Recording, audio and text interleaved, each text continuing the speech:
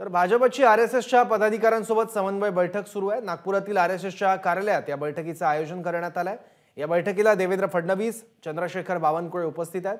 लोकसभा निवडणुकीपूर्वी अखेरची ही बैठक आहे। या बैठकीचा आढावा घेतला आमच्या प्रतिनिधींनी, पाहूया।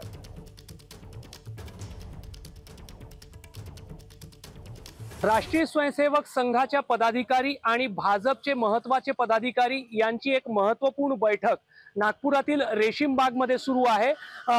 राष्ट्रीय स्वयंसेवक संघाचा रेशीमबाग परिसरातील डॉक्टर हेडगेवार स्मृती भवन परिसर आहे आणि त्या ठिकाणी अवघ्या काही मिनिटांपूर्वी ही बैठक जी आहे ती सुरू झाली असल्याची माहिती आहे। राज्याचे उपमुख्यमंत्री आणि महाराष्ट्रात भाजपचे सर्वोच्च नेते देवेंद्र फडणवीस यांच्यासह भाजप प्रदेशाध्यक्ष चंद्रशेखर बावनकुळे आणि भाजपचे काही इतर संघटनात्मक पदाधिकारी संघासोबतच्या या बैठकीमध्ये सहभागी असल्याची माहिती आहे।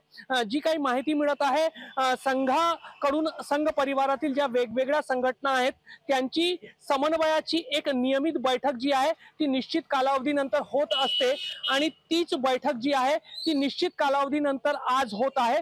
मात्र लोकसभा निवडणुकांपूर्वी समन्वयाची ही अखेरची बैठक आहे आणि ही अखेरची बैठक लोकसभा निवडणुकाच्या अनुषंगाने तयारीसाठी आवश्यक मानली जात आहे आणि त्या दृष्टिकोनातून या बैठकीचं महत्त्व वाढलेलं आहे।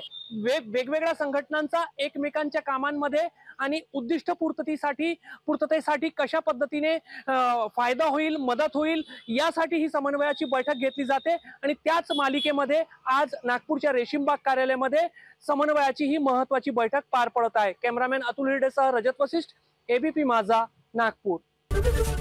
एबीपी माझा, उघडा डोळे बघा नीट।